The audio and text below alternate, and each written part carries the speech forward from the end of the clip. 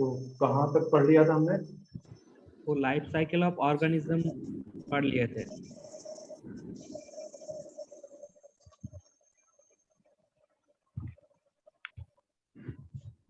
हम haplodiplontic life cycle पढ़ रहे थे। हाँ सर।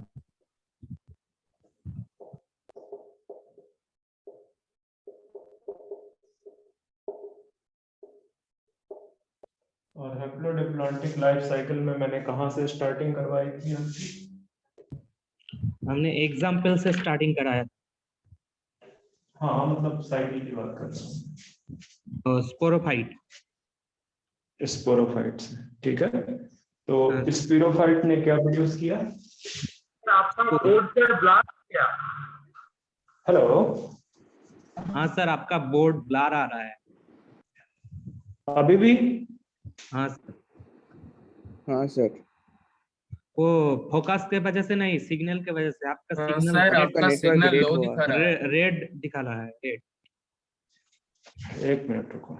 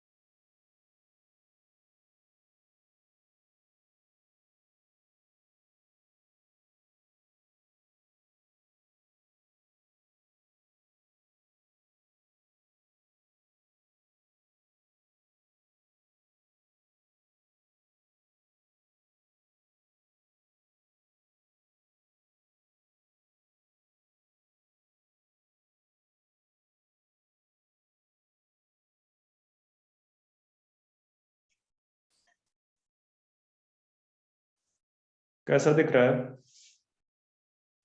अब सर ठीक है। हाँ सर ठीक है। सर अब ठीक है। ओके, तो स्पोरोफाइट से हमने शुरू किया था और मैंने बोला था कि sporophyte after maturation produce spore होता है। Four spore via meiosis. Meiosis.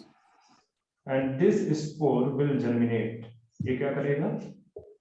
ये गैमेटोफाइट में जर्मिनेट कर जाएगा। गैमेटोफाइट। जर्मिनेट करेगा और जर्मिनेट करके प्रोड्यूस करेगा गैमेटोफाइट। और ये जो गैमेटोफाइट है, ये गैमेटोफाइट जब मैच्योर हो जाएगा तो मैच्योर होने के बाद क्या प्रोड्यूस करेगा? गैमीट्स। गैमेट्स। गैमेट्स प्रोड्यूस करेगा। Male gamete and female gamete. Female gamete, ठीक है। इसके बाद ये जो मेल एंड फीमेल गैमीट है, ये क्या कर जाएंगे? फर्टिलाइज कर जाएंगे। फर्टिलाइजेशन। और फर्टिलाइज करके प्रोड्यूस करेंगे जाइगोट। जाइगोट। जाइगोट जो है क्या कहते हैं, वाया एम्ब्रायो कन्वर्ट हो जाएगा किसमें? स्पोरोफाइट में। स्पोरो, ठीक है, स्पोरोफाइट में। यहाँ पे जो स्टेप होगा वो बेसिकली फर्टिलाइजेशन होगा।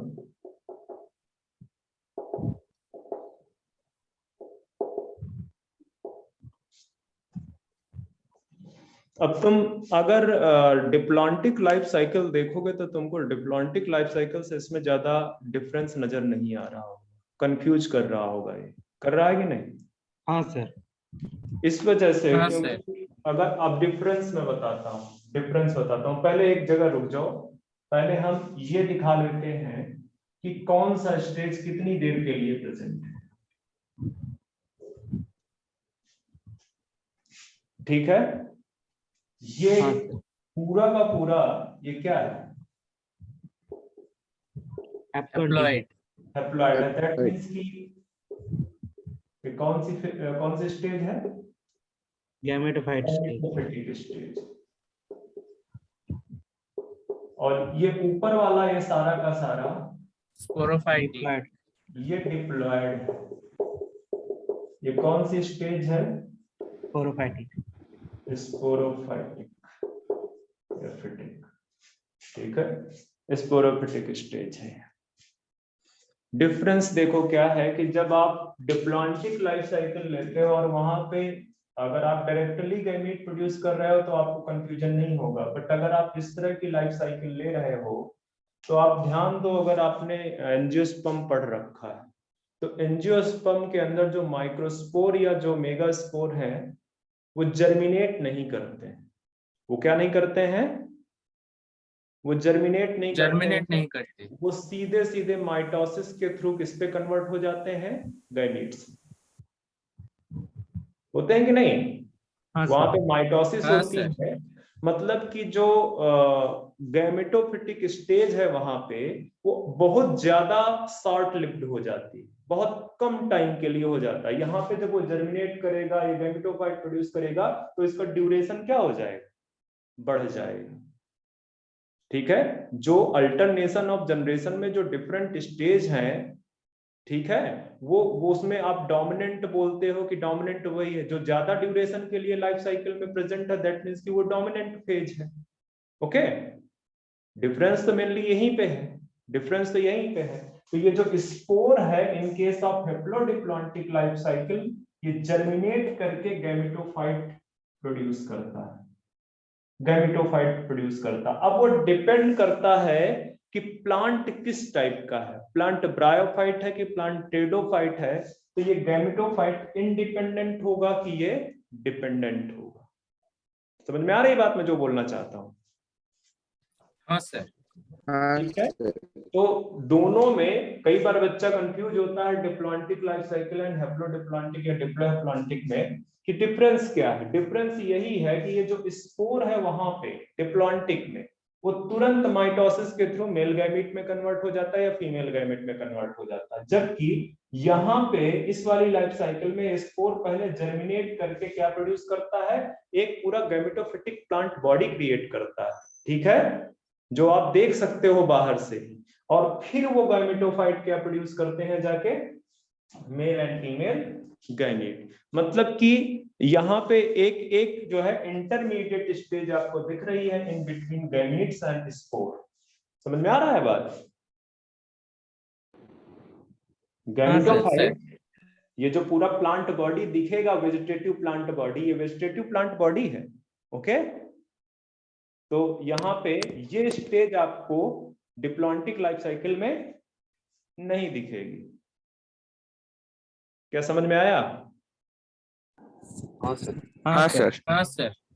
चलो अब अच्छा एक और चीज देखो कि इस तरह का मियोसिस जो कि स्पोरोफाइट स्पोर प्रोड्यूस करता है और वो स्पोर आगे चल के क्या करता है? जर्मिनेट करता है, टर्मिनेट कर जाता है। उसको बोलते हैं sporic meiosis.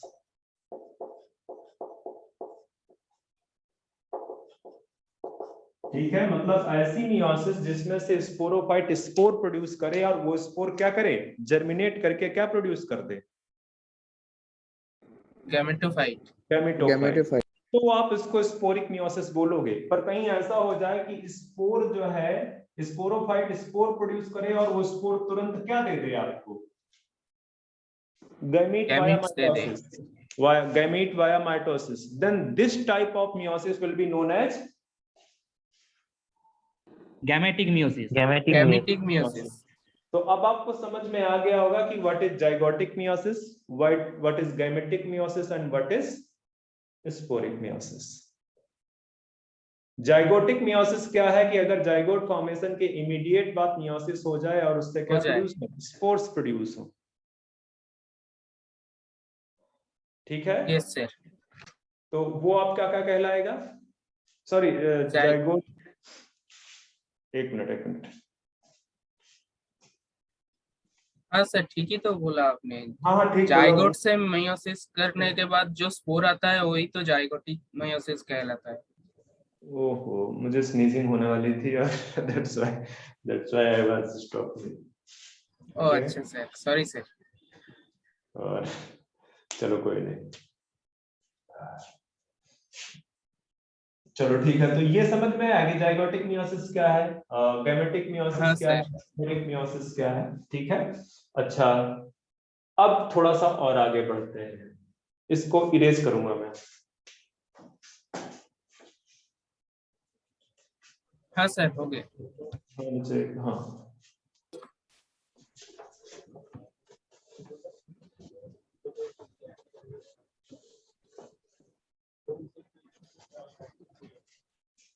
In case of bryophytes, ये लिखाया था क्या? नहीं सर।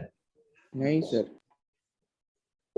ब्रायोफाइट्स के केस में जो हेप्लोडिप्लॉन्टिक लाइफ साइकिल है,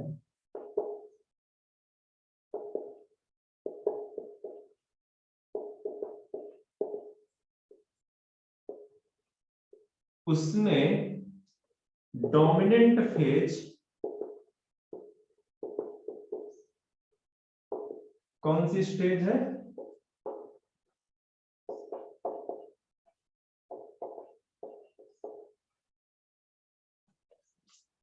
गैमेटोफिटिक स्टेज। दैट मींस कि मेन प्लांट बॉडी कौन सी होगी? हैप्लॉइड। हैप्लॉइड, या आप सीधे बोल सकते हो क्या? गैमेटोफाइट। ओके। और जो स्पोरोफाइट होगा, ठीक है, जो इसका स्पोरोफाइट होगा, होगा तो ये मल्टी सेलुलर। मैंने पिछले दिन भी बात किया था इस चीज के रिगार्डिंग कि सिर्फ हेप्लोडिप्लॉन्टिक लाइफ साइकिल में आपको दोनों की दोनों स्टेज मल्टी सेलुलर दिखेंगी। इसके पहले ना तो डोमिनेंट में तुमको दिखेंगी और ना ही, मतलब डोमिनेंट कह रहा हूँ, डिप्लॉन्टिक में दिखेगी, ना हेप्लॉन्टिक में दिखेगी। ये मल्टी सेलुलर स्टेज आपको सिर्फ किसमें देखने को मिलेगा? जो हेप्लोडिप्लॉन्टिक। हैप्लोडिप्लॉन्टिक। ठीक है। मल्टी सेलुलर होगा, शॉर्ट लिव्ड भी होगा, मतलब बहुत ज्यादा दिन के, बहुत ज्यादा टाइम के लिए नहीं होगा, स्टिल बाकी की लाइफ साइकिल से तो बड़ा होगा। ठीक है। और या तो पार्सली या टोटली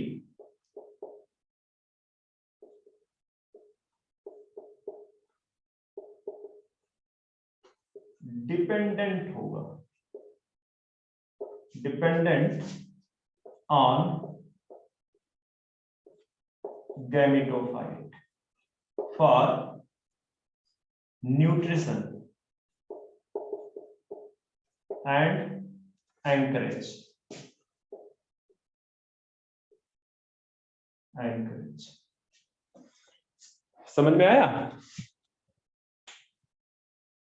कि स्पोर? आप बच्चे पूछते हैं, हाँ सर। इसीलिए मैंने इतना डिटेल में इतना सेपरेट लिखाया है कि जो डोमिनेंट स्टेज होगा वो गैमेटोफिटिक स्टेज होगा, वही मेन प्लांट बॉडी मतलब मेन प्लांट बॉडी बनाएगा गैमेटोफाइट, क्योंकि वो डोमिनेंट है। ठीक है, वो डोमिनेंट है। और जो स्पोरोफिटिक स्टेज होगी वो शॉर्ट लिव्ड होगी, मतलब स्पोरोफाइट शॉर्ट लिव्ड होगा, मल्टी सेलुलर होगा और टोटली या पार्सली डिपेंडेंट होगा कहां पे? गैमेटोफाइट में, for nutrition as well as anchorage. Sir anchorage मतलब? अरे एंकरेज मतलब कि जो है अपराइट खड़े होने में कौन हेल्प करता है? रूट्स हेल्प करती हैं। तो रूट्स का काम यहाँ पे मतलब रूट्स कहाँ पे ग्रो करती हैं, किसके साथ एंकरेज करती हैं? एंकरेज मतलब पकड़ होता है। Okay okay. ठीक है। तो रूट किसके साथ अपना एंकरेज करती हैं? सॉइल के साथ में। तो सॉइल तो इसके पास होगी नहीं। ठीक हाँ है। क्यों? क्योंकि हाँ, ये किसके ऊपर ग्रो कर रहा है? गैमेटोफाइट के। ठीक है। तो हाँ एंकरेज में भी हेल्प करेगा। अब चूंकि वो गैमेटोफाइट के ऊपर ग्रो कर रहा है, दैट मींस कि वो न्यूट्रिशन भी कहां से लेगा? सॉइल तो है नहीं उसके पास में, तो न्यूट्रिशन कहां से लेगा? गैमेटोफाइट से। गैमेटोफाइट से लेगा। ओके।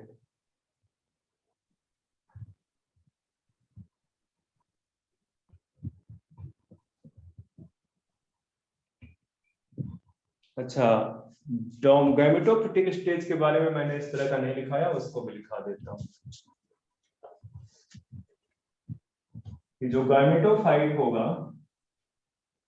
उसके जो कैरेक्टरिस्टिक फीचर है, ये एक टाइप से इसके क्या है, these are the characteristic feature of the sporophyte of haplodiplontic life cycle in case of bryophytes, in case of bryophytes. तो अगर इसके गैमेटोफिटिक स्टेज को भी इस तरह से लिखाना हो, गैमेटोफाइट को, तो गैमेटोफाइट भी मल्टीसेलुलर, क्या बच्चे, मल्टीसेलुलर, मल्टीसेलुलर तो होगा ही, हाँ, dominant, independent,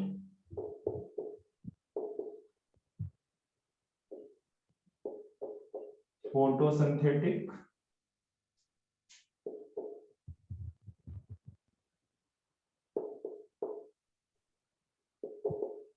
thalloid plant body, मतलब प्लांट बॉडी कैसी होगी, थैलॉइड, थैलॉइड होगी। और थैलॉइड का मतलब क्या होता है, it is not differentiated in root stem and leaf. ठीक है, तो अभी जब एलगी पढ़ाना स्टार्ट करूंगा तो वहां पे लिखा दूंगा, यहाँ पे वर्बली बता दे रहा हूँ कि अगर थैलॉइड के बारे में एक बार बता दीजिए क्या होती है। क्या बच्चे, थैलॉइड क्या होती है एक बार बोले ठीक से। बच्चे मैं जब आपको एक बार बताता हूँ तो आप कहाँ पे रहते हो बेटा, ऐसा प्लांट बॉडी जिसमें रूट स्टेम एंड लीफ में डिफरेंशिएशन ना हो उसको थैलॉइड बोलते हैं। और मैं आपको एल्गी में इसको, एल्गी में जाके इसको दोबारा से बताऊंगा, लिखा दूंगा, अभी जस्ट मैं आपको वर्बली बता रहा हूँ, थोड़ा सा अटेंटिव होके बैठो बेटा। एक्चुअली प्रॉब्लम क्या है कि जब आप ऑनलाइन पढ़ रहे होते हो ना तो टीचर तो अकेले है, ठीक है, इवन तुम भी अकेले ही हो, तो उसको समटाइम्स आंसर करने में बड़ा इरिटेशन हो जाता है, ठीक है, क्योंकि जब आप सामने बैठे होते हो तो स्टोरी डिफरेंट होती है, और ये थोड़ा सा है, बट स्टिल चलो ठीक है। तो थोड़ा सा अटेंटिव होके बैठो बेटा, ज्यादा अटेंटिव होके।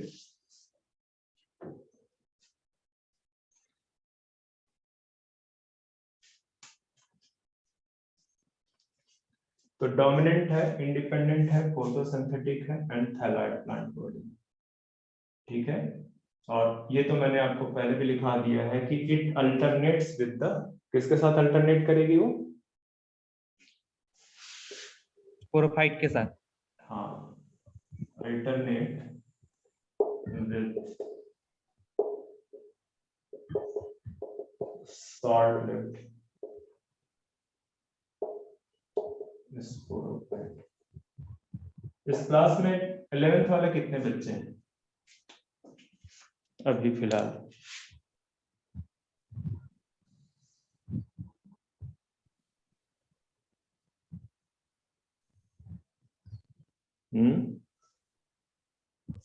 सर हम 11th में। और फिर आप 11 में बेटा? और Yes, कोई sir. बहुत टाइम है बेटा आपके पास में, खूब मेहनत करो आप। और कोई? सर मैं भी 11th में। अच्छा, अभी जिस बच्चे ने क्वेश्चन पूछा था वो कौन था, किस सर बच्चे मैं ने? ड्रॉपर हूँ। ओके, सुमन घोष। बच्चे थोड़ा अटेंटिव होके बैठो आप। इस वजह से भी बच्चे, क्योंकि जो 11th में बच्चा है उसके पास बहुत टाइम है, पर बहुत टाइम में अब थोड़ा सा मैंने ये बोल दिया कि ये मत सोच लेना कि बहुत टाइम है तो आराम करते हैं, उसके लिए टाइम नहीं है। और जो बच्चा स्पेशली प्रिपरेशन कर रहा है उसके लिए टाइम बहुत कम है बेसिकली, ठीक है। 1 ईयर में उतना ही टाइम है जितना आपको सिलेक्शन के लिए चाहिए, ना ही ज्यादा है ना ही कम है वो। तो अगर मस्ती करोगे, ज्यादा अटेंटिव होकर नहीं बैठोगे तो वो आपको दिक्कत करेगा, ठीक है। वो उसमें आप ना पीछे पिछड़ते जाओगे और एक लिमिट से ज्यादा लाइफ क्रिएट हो गया तो फिर मेंटेन नहीं कर पाओगे। तो जब भी आप क्लास पे बैठते हो तो फुल फोकस के साथ में।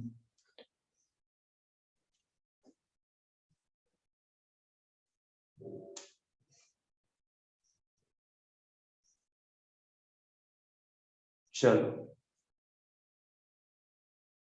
तो जो ब्रायोफाइट्स की स्टोरी में मैंने बता दी, और जो दूसरा कैटेगरी है इस लाइफ साइकिल के अंडर वो है क्या? टेरिडोफाइट। तो इन case of pteridophytes,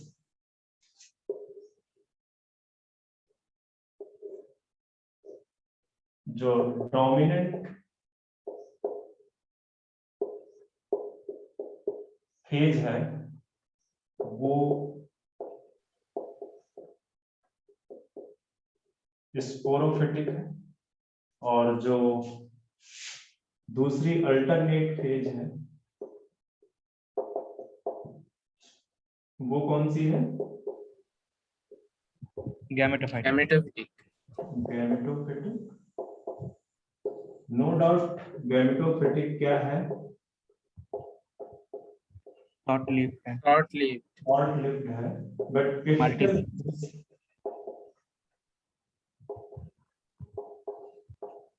independent. Photosynthetic, and अगर फोटोसिंथेटिक है तो क्या होगी? इंडिपेंडेंट होगा। इंडिपेंडेंट। अच्छा, मल्टी सेलुलर लिख लो, क्योंकि कई बार दिमाग से उतर जाता है, तो अगर लिखा होता है तो अपने आप ही चीजें चलती रहती हैं। ठीक है, तो शॉर्ट लिव्ड है, फोटोसिंथेटिक है, इंडिपेंडेंट है, मल्टी सेलुलर। ओके, ये जो आपका डोमिनेंट फेज है जिसको स्पोरोफाइट बोलते हो, ये भी जाहिर सी बात है मल्टी सेलुलर है, फोटोसिंथेटिक है, प्लांट बॉडी डिफरेंशिएटेड इन, किसमें डिफरेंशिएटेड है बताओ? स्टेम, रूट और लीफ। Stem and leaves. ध्यान में रखना, इसके पहले मैंने क्या लिखा रखा? हाँ, इसके पहले थैलॉइड था। हाँ, इसके पास पहले मैंने लिखाया था थैलाइड। तो यहाँ पे जो स्पोरोफाइट है उसमें root, stem and leaves present होते हैं। दे आर वेस्कुलर आल्सो, ठीक है, दे आर वेस्कुलर। ये कुछ कैरेक्टरिस्टिक है जो आपको ध्यान में होना चाहिए। आपको अगर थोड़ा बहुत नॉलेज है तो आपको पता होगा कि टेरिडोफाइट में वेस्कुलर सिस्टम डेवलप होना स्टार्ट हुआ था। ठीक है। तो ये फोटोसिंथेटिक है, वेस्कुलर है, and plant body is differentiated in root, stem and leaves. और इंडिपेंडेंट तो है ही है, लिख तो चाहे इंडिपेंडेंट। आप नीचे लिख लेना, मेरे पास स्पेस नहीं है तो मैं यहाँ पे यूटिलाइज कर रहा हूँ इंडिपेंडेंट।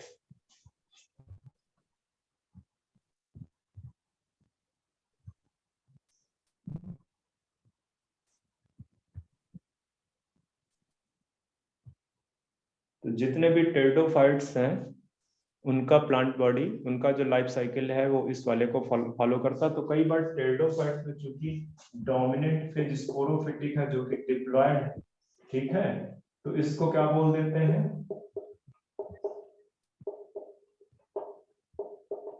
डिप्लोहैप्लॉन्टिक। डिप्लोहैप्लॉन्टिक है, हालांकि दोनों से ही, चाहे हैप्लोडिप्लॉन्टिक बोलो चाहे डिप्लोहैप्लॉन्टिक बोलो, बट अगर आपसे कभी घुमा के पूछे तो मान लेना कि ये चीज है। ओके, ओके अब वापस से थोड़ा एक पॉइंट पे और आ जाते हैं, इसके बाद इसको खत्म करके हम वापस आएंगे एलगी पे।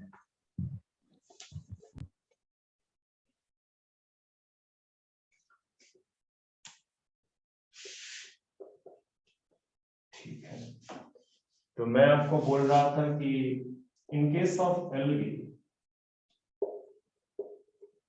पिछले दिन एक चीज तो मैंने बता दिया है कि जो मोस्ट एलगी है वो कौन सी लाइफ साइकिल फॉलो करते हैं? Haplontic life cycle. But some of them follow others life cycle. For example, Fucus, बताओ कौन सी लाइफ साइकिल करता है?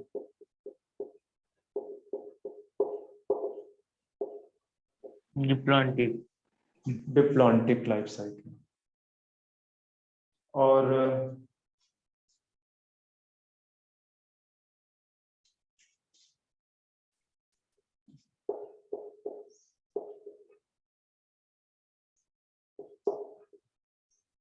Ectocarpus, haplodiplontic. पॉली साइफोनिया, ये दोनों जो है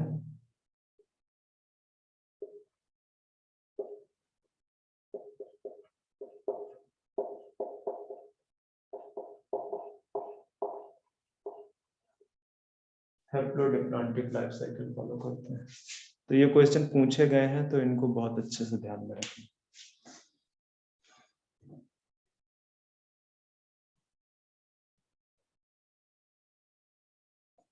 ठीक है, यहाँ पे आप एक और भी लिख सकते हो, केल्प्स, मैरीन है एक्चुअली, ग्रुप है एक्चुअली ये केल्प्स। ठीक है, मैरीन एल्गी का एक ग्रुप है जिसको केल्प्स बोलते हैं। तो फिलहाल हम वापस आते हैं अपनी जगह पे जहां से हमने स्टार्ट किया था। मतलब अब हम डिवीजन एल्गी स्टार्ट करेंगे प्लांट किंगडम के अंदर। डिवीजन एल्गी,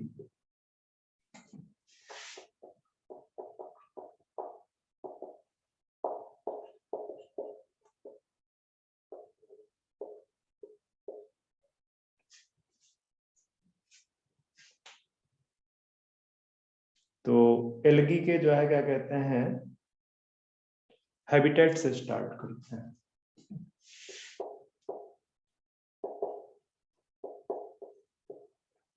तो they are largely are mostly aquatic. ज्यादातर आपको एल्गी कहाँ पे देखने को मिलेंगे?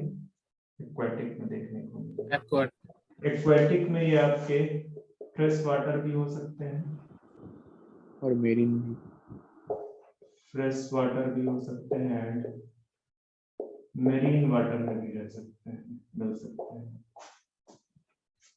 इसके अलावा they also lived in moist soil, stones, इस तरह की जगह में, मतलब जहां पे मॉइस्चर हो, थोड़ा बहुत पानी हो। ठीक है,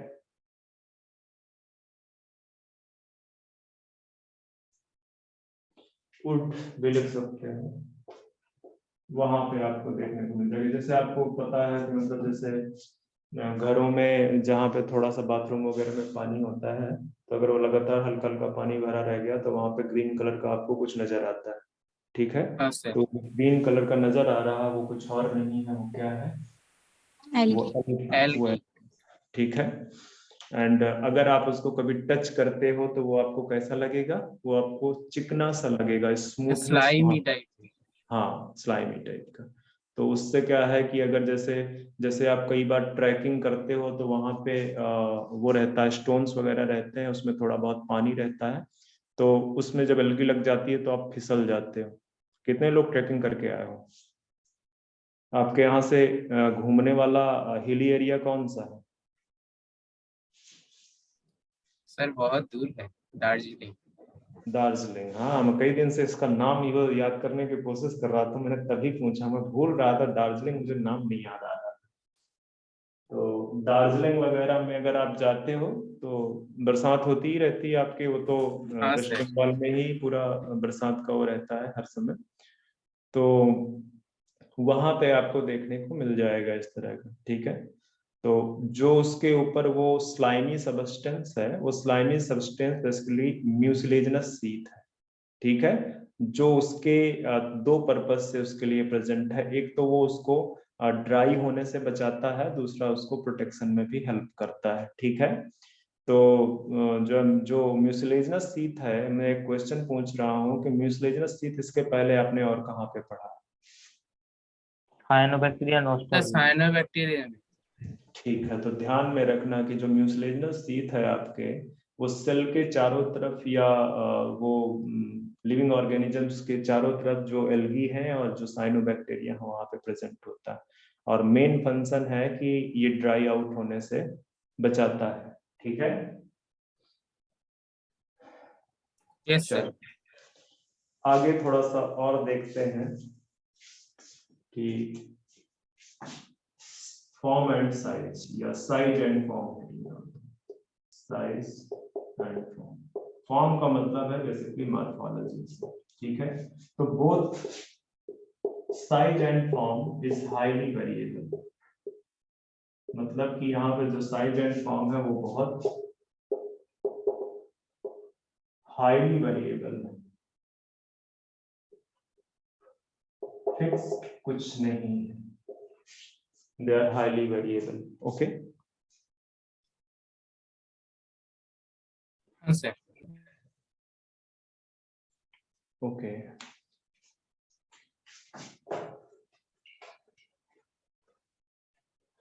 तो 1 मिनट दो जरा सी, ये कॉपी कर लिया ना आपने?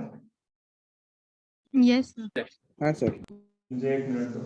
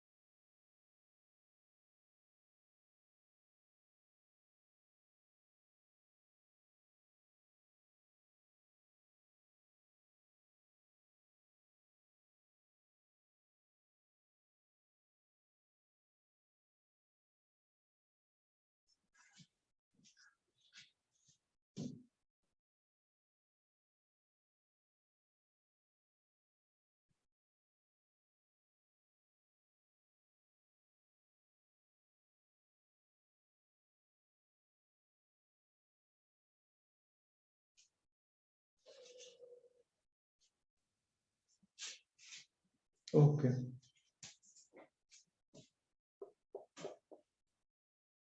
तो साइज एंड फॉर्म की बात कर रहे थे, तो ये आपको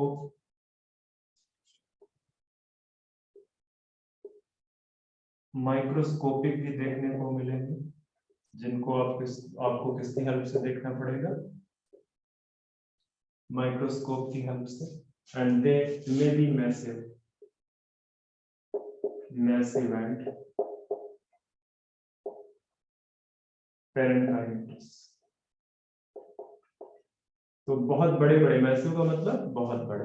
ठीक है, तो आपको ये मैसिव भी मिल सकते हैं जो कि पेरेंकाइमिटस होंगे, या स्यूडो पेरेंकाइमिटस बोल सकते हो आप। ठीक है, और आपको माइक्रोस्कोपिक भी मिलेंगे। तो माइक्रोस्कोपिक होंगे तो माइट बी चांसेस की दे में भी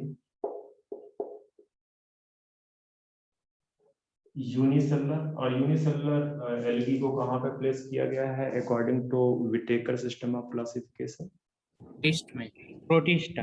प्रोटिस्टा में। बट हम पढ़ कहाँ पे रहे हैं इसको अभी? Kingdom plantae. Plant kingdom. Plant kingdom में। क्योंकि इनके करैक्टरिस्टिक बहुत ज्यादा मैच करते हैं प्लांट्स के केस में, तो रख जरूर इसको प्रोटिस्टा में दिया गया है। ठीक है, बट स्टिल हम इनको ऑलवेज प्लांट में कंसीडर करते हैं। ठीक है, विटेकर का सिस्टम ऑफ क्लासिफिकेशन अलग है, तो जब हम पढ़ते हैं या हम मानते हैं, क्योंकि इनकी जो करैक्टरिस्टिक है वो बहुत ज्यादा सिमिलर है। ठीक है, तो यहीं पे पढ़ेंगे हम। ठीक है, तो माइक्रोस्कोपिक होंगे तो दे में भी यूनिसेलुलर। फॉर एग्जाम्पल, बताओ एग्जाम्पल मुझे। Chlamydomonas.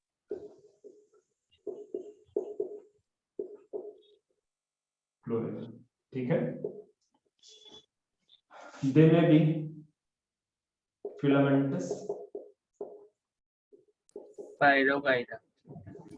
like Eulothrix and Spirogyra.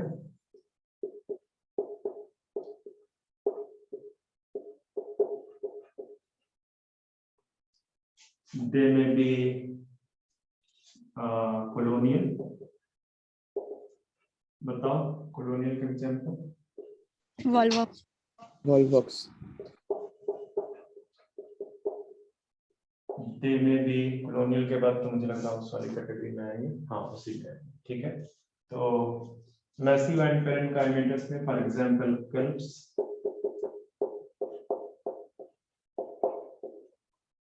ठीक है।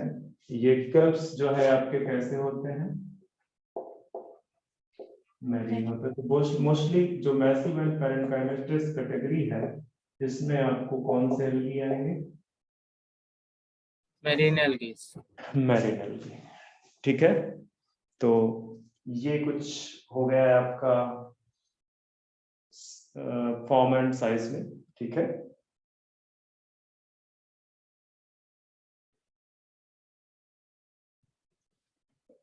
कुछ मल्टी न्यूक्लिएटेड साइपोनेसियस होते हैं, उसको भी आप किस कैटेगरी में रख सकते हो, वॉल्वॉक्स वाले, ठीक है। मतलब वॉल्वॉक्स उसका एग्जांपल दे सकते हो, ठीक है।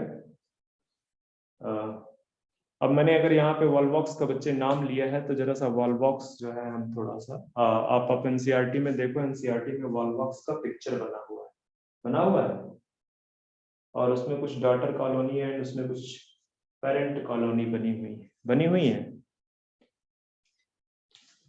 Yes, sir. हाँ सर।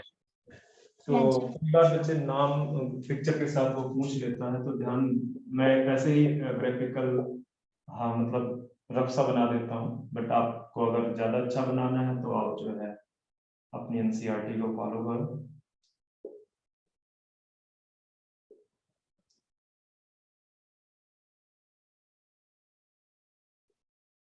आपको बस अंदाजा होना चाहिए ये वॉल्वॉक्स, ठीक है।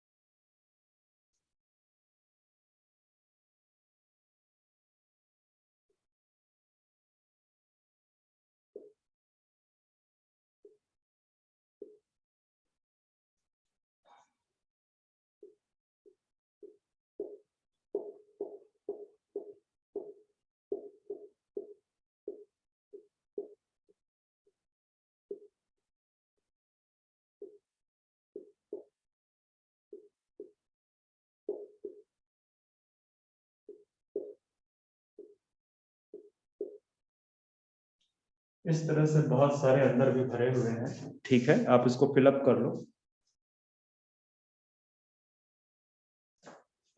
तो ये जो सारी की सारी आपको कॉलोनी दिख रही है, ये सारी की सारी कॉलोनी कौन सी है,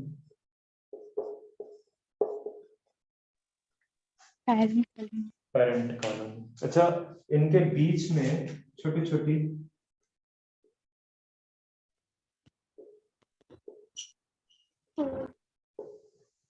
इस तरह से छोटी छोटी कॉलोनीज प्रेजेंट है जिनको डॉटर कॉलोनी बोलते हैं। तो पहला तो पिक्चर ही हो सकता है कि पूछ ले कि ये पिक्चर किसका है, तो the picture is of Volvox, ठीक है। पेरेंट कॉलोनी डॉटर कॉलोनी भी ध्यान में रखना, ठीक है। तो ये आपका मल्टी न्यूक्लिएटेड है, देख लो ये जो सब दिख रहे हैं इसके अंदर ये मल्टी न्यूक्लिएटेड कंटिन्यूएशन है, नेटवर्क लाइक जो है। तो मल्टी न्यूक्लिएटेड साइफोनेसिस बोल सकते हैं आप इसको, मल्टी न्यूक्लिएटेड साइफोनेसिस।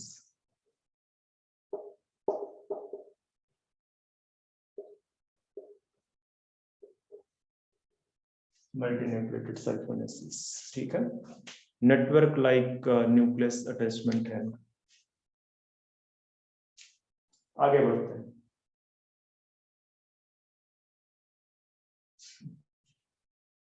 और भी मैंने कई सारे नाम लिए हैं, जैसे जैसे आपसे ये पूछ सकता है, जनरली जो आपका क्लेमाइडोमोनास है वो इस तरह कुछ दिखता है,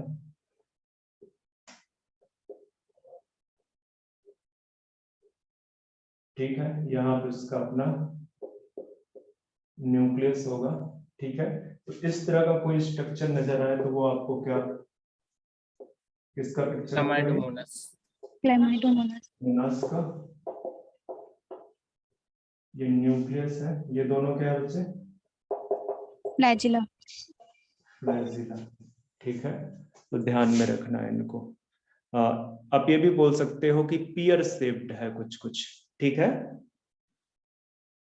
नाशपाती देखे हो आप? हाँ सर। ठीक है, तो वैसा ही कुछ। ओके,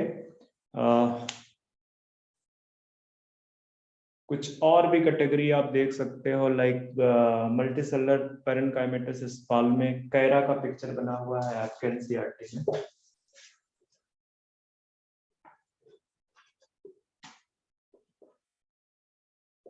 कैरा, तो ऐसा लग रहा है कि यहाँ पे नोट्स हैं, पर एक्चुअली वो नोट्स हैं नहीं। ठीक है,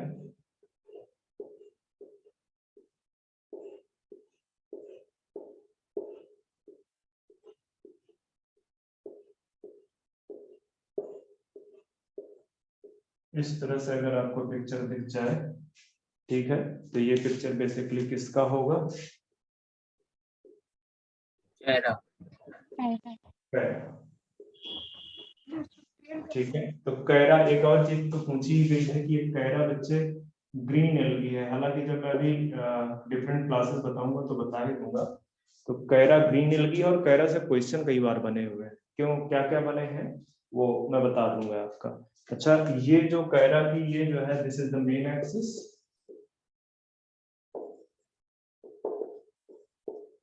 and this is branches. Branches. तो आगे बढ़ते हैं, आप इसको कॉपी करो फटाफट।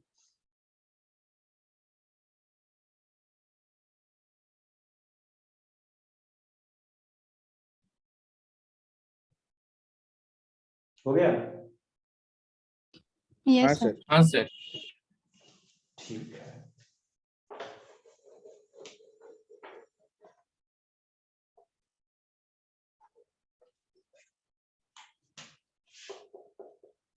the algae are chlorophyll bearing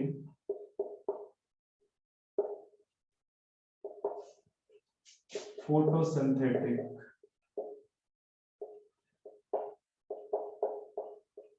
organisms है।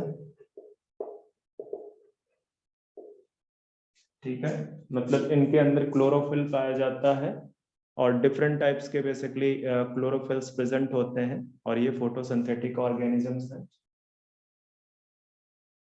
ओके, इनका जो प्लांट बॉडी है, दैट इज, अभी क्या बताया था? थैलॉइड। थायलॉइड। थायलॉइड का मतलब क्या होता है कि plant body, undifferentiated in root, stem and leaf. हाँ, is not differentiated in root, stems and leaves। ठीक है, रूट स्टेम एंड लीव्स में प्लांट बॉडी बेसिकली क्या है? डिफरेंशिएटेड नहीं होता है। तो थायलॉइड प्लांट बॉडी आप इसको बोलते हैं। थायलॉइड प्लांट बॉडी और कहाँ कहाँ पे मिलता है? ब्रायोफाइट्स में। ब्रायोफाइट्स में। और जब इसके पहले फंगस प्लेस की गई थी, तो फंगस भी प्लांट के साथ ही थी, तो कई बार उनको भी हम बोल देते थे कि प्लांट, उनकी जो प्लांट बॉडी है वो कैसी है? थायलॉइड है। बट प्रेजेंटली वो तो प्लांट्स में है नहीं। ठीक है, ओके।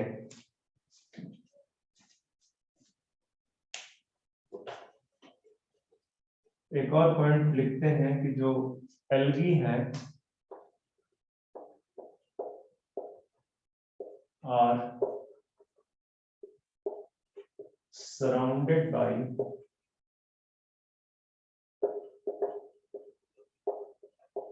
mucilaginous sheath। एल्गी किससे सराउंडेड है? Mucilaginous sheath। Mucilaginous sheath. ठीक है, एंड ये जो म्यूसिलेजिनस sheath है, ये हेल्प, ये हेल्प मत लिखो, लिखो सीधे प्रोटेक्ट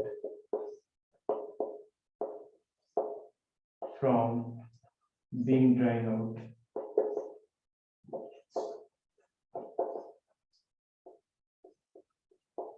ठीक है, उनको सूखने से बचाती है। and also चलो ठीक है, इतना ही रहेगा। ठीक है, तो जो एल्गी है, एल्गी म्यूसिलेजिनस सीड से सराउंडेड, ये भी लिख सकते हो कि ये स्लाइमी सब्सटेंस जो कि किसका बना हुआ होता है,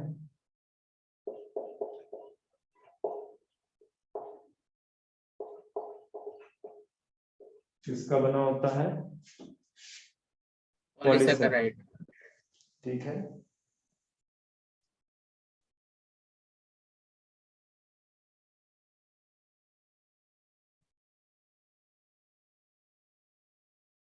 चलो फिर इसको अब नेक्स्ट रिप्रोडक्शन वाले पॉइंट पे ले चलते हैं। इरेज कर दूं मैं इसको? हाँ सर। तो रिप्रोडक्शन देखते हैं एल्गी में।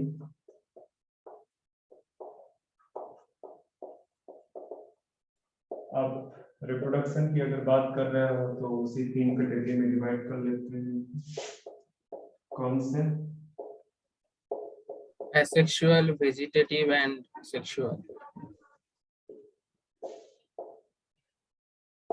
सेक्सुअल कैटेगरी, ठीक है। तो वेजिटेटिव में जैसे ही जाओगे तो आपका एक वेल नोन एग्जांपल हो जाएगा फ्रैगमेंटेशन। फ्रैगमेंटेशन। तो फ्रैगमेंटेशन आपको कौन से एल्गी में मिलेगा? पायरोगायरा। जो फिलामेंटस एल्गी है, for example spirogyra and Ulothrix. Ulothrix. ठीक है, फटाफट लिख डालो।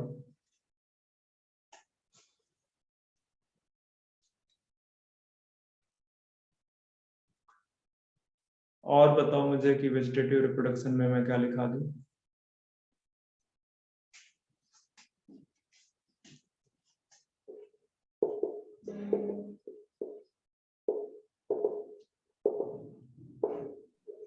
ये आपको कहाँ पे देखने को मिलेगा? Chlamydomonas।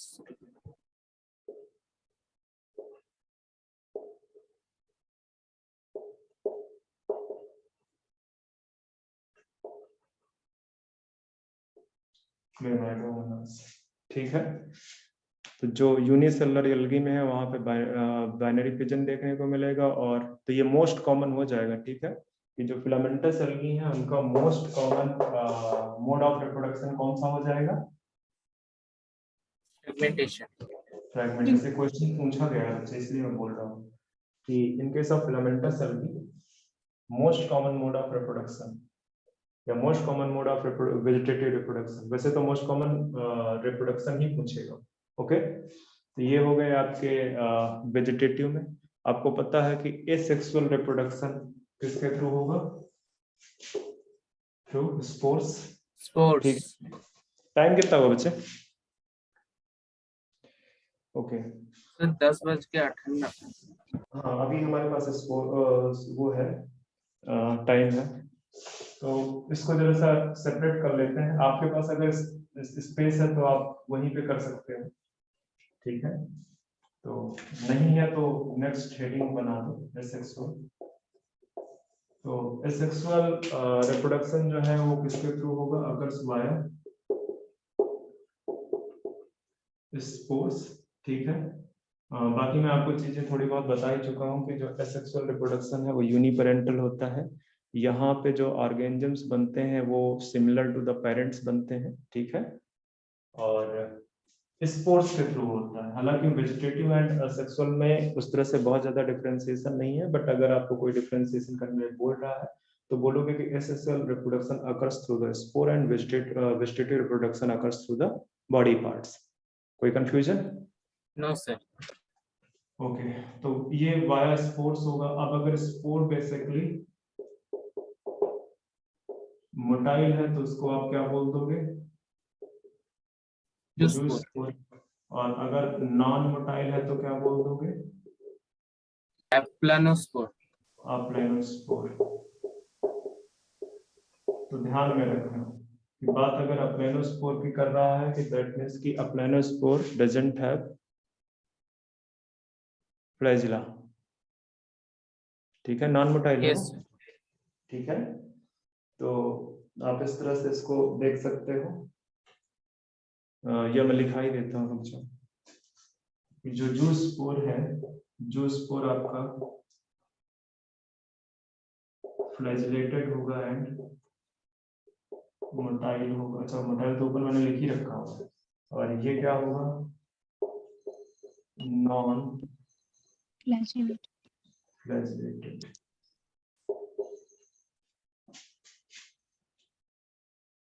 Non flagellated.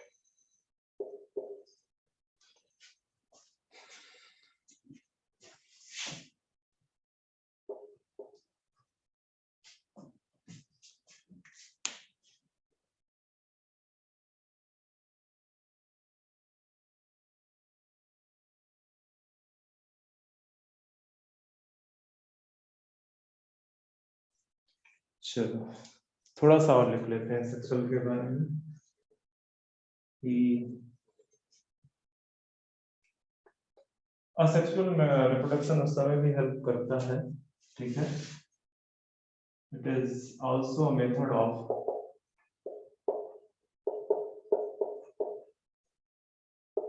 Protection during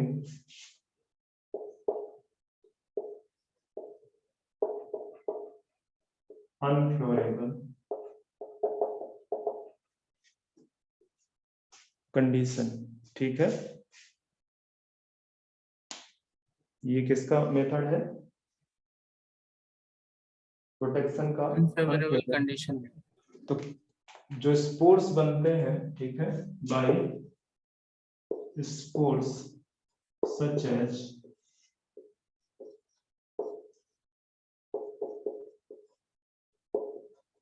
hypnospores,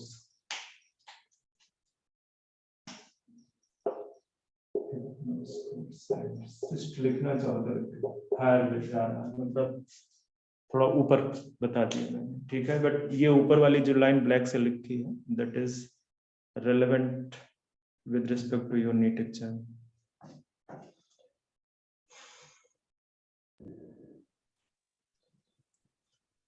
erase कर दो बच्चे। Yes sir. हाँ सर।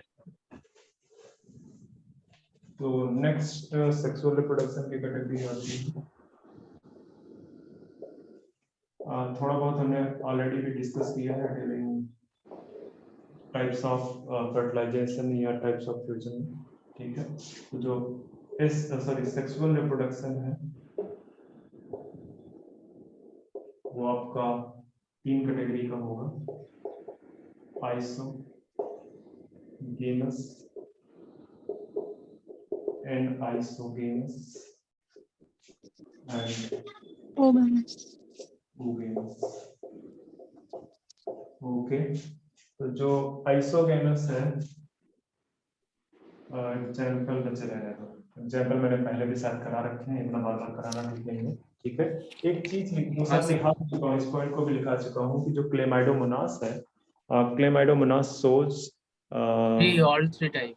हाँ, सोज ऑल 3 टाइप ऑफ रिप्रोडक्शन, या इसको आप इस तरह से ले सकते हो कि shows the whole evolution of sexual reproduction, ठीक है, from isogamous to the oogamous. मतलब एवोल्यूशन के रिस्पेक्ट में मैंने बताया था कि ये इस डायरेक्शन में चलेगा। This is most primitive, this is intermediate and this is the most advanced type of sexual reproduction, ठीक है, most advanced type of sexual reproduction. तो क्लेमाइडोमोनास के केस में आपको तीनों कैटेगरी देखने को मिलेगी आइसोगेमस, तो इसलिए बोल देते हैं कि Chlamydomonas shows the whole evolution of sexual reproduction। लिख ही देता हूं।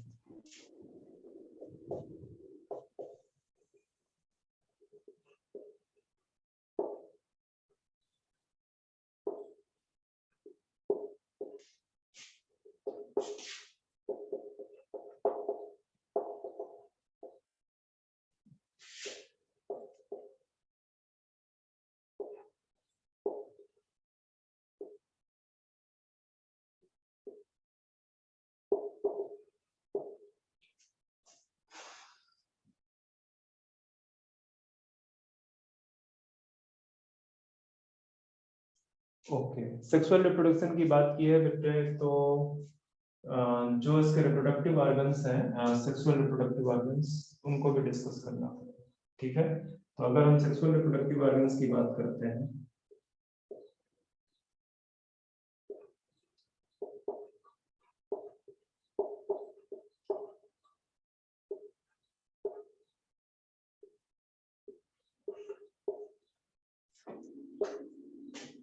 बच्चे ये मेल का साइन होता है, ठीक है।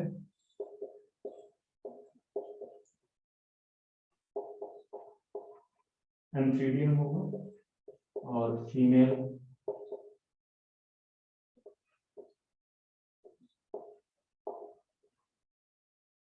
क्या होगा बच्चे? ओगोनियम।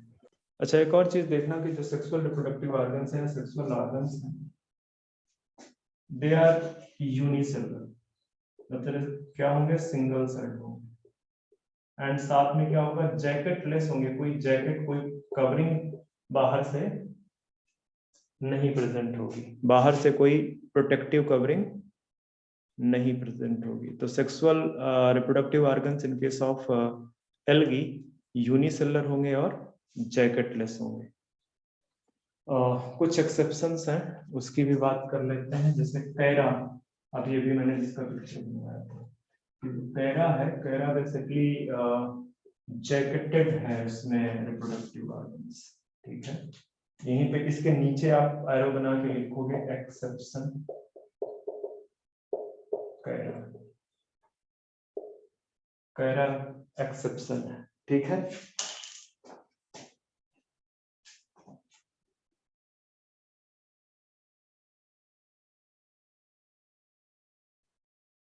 किस रिस्पेक्ट में कैरा एक्सेप्शन है बच्चे? जैकेटेड होता है। जैकेट है, मल्टीसेलर है एंड, ठीक है। अच्छा, एक चीज और ध्यान रखना कि कैरा में जो मेल रिप्रोडक्टिव ऑर्गन है, 60 में लिख रहा हूं, उसको मोस्ट प्रोबेबली ग्लोब्यूल बोलते हैं। एक मिनट मुझे कंफर्म करने दो, मोस्ट प्रोबेबली ग्लोब्यूल ही बोलते हैं।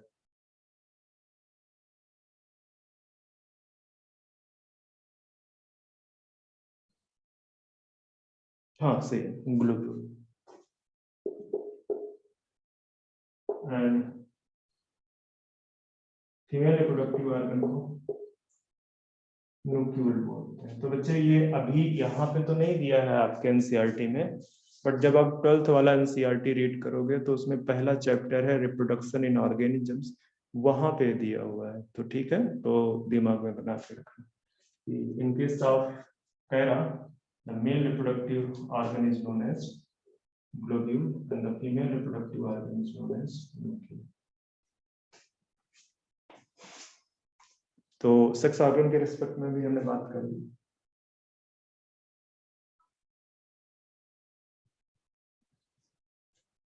आई थिंक टाइम हो चुका है, तो आज के लिए बस इतना ही।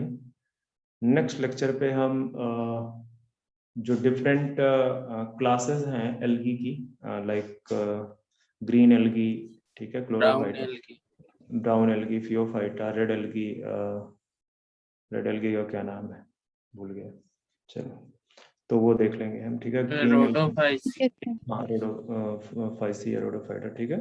तो वो सब नेक्स्ट उस पे डिस्कस करेंगे। अभी के लिए इतना है, okay. Thank you sir. Okay बच्चा।